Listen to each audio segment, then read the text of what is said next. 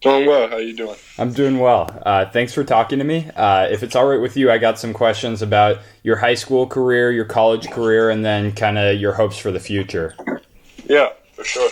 Okay, yeah, so great. First, I wanted to know what was your high school career like? I know I've heard you had a big growth spurt in the middle of your time in high school. So Yeah.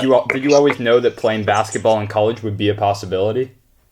Yeah, definitely. I mean, like you said, I had a big growth spurt. I was 5'8" as a freshman in high school, and then I was about 6'3", 6'4" by my sophomore year, and then by my senior year, 6'7".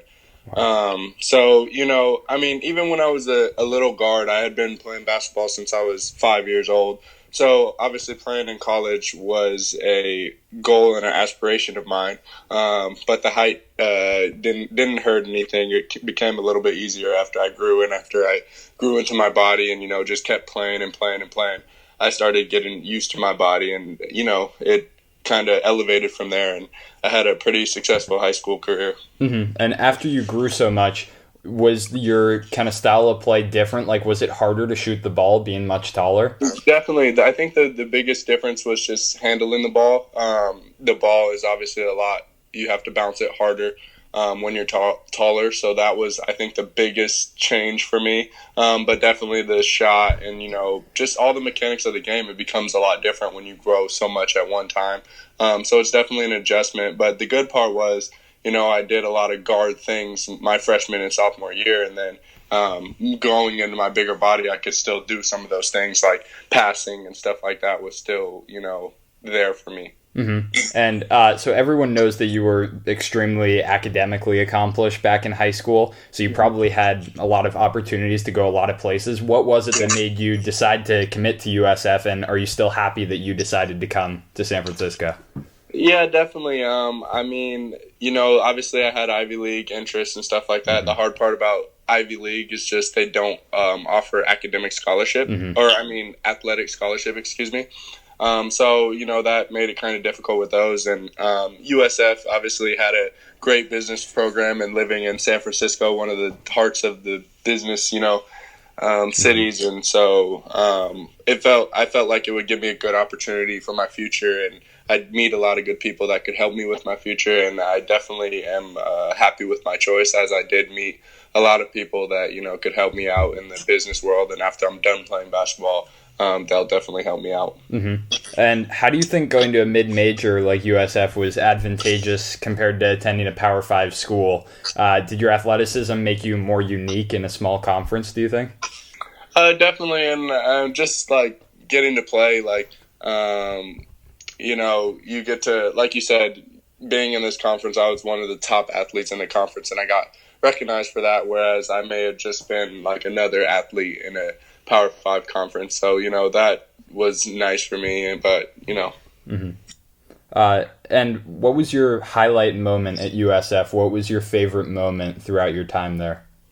probably when we won the Vegas Classic, when we beat Nevada Yeah. on Jordan's game winning three, and then just in the locker room after the game, like it was just a lot of fun, and we dumped the cooler on coach, and it was just a good experience and something that I'll remember forever. And what was your favorite season at USF? Your favorite year in college?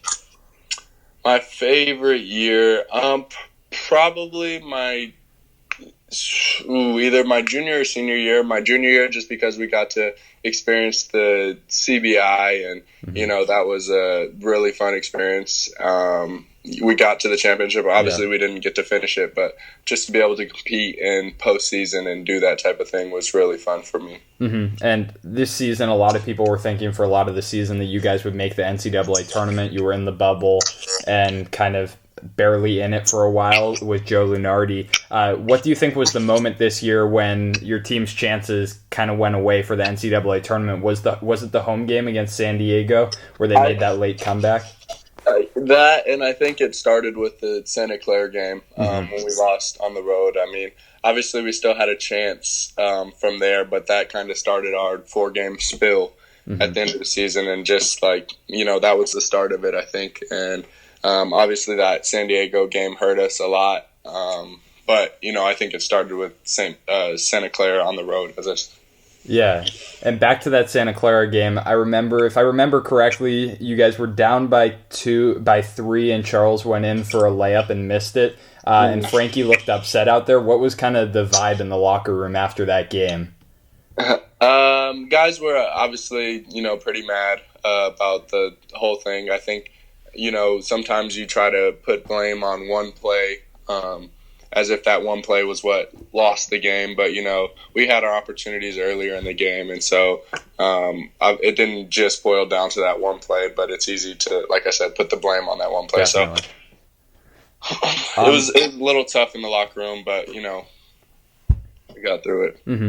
And then did you achieve your goals in college, or what more would you have hoped to do? Was the overarching goal maybe to make the NCAA tournament or make the NIT? I mean, that's everyone's goal, I think, at the beginning of the season. You have to try to play. You want to be playing in March.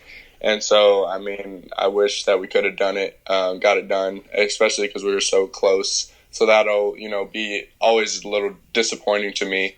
But, bigger picture, we got 3 20-win seasons in a row. I think the last team to do that since like 1980-something or 19 whatever it was.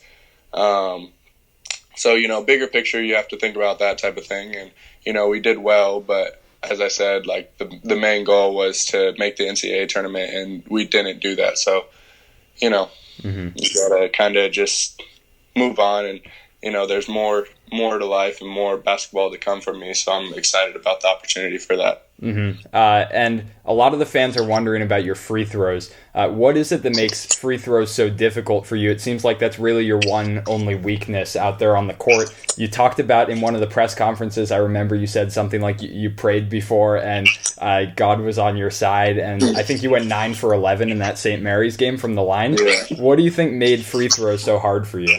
It was just mental. The free throws is a lot mental. Like, I know I can make them, as like you said, the St. Mary's game, I made them.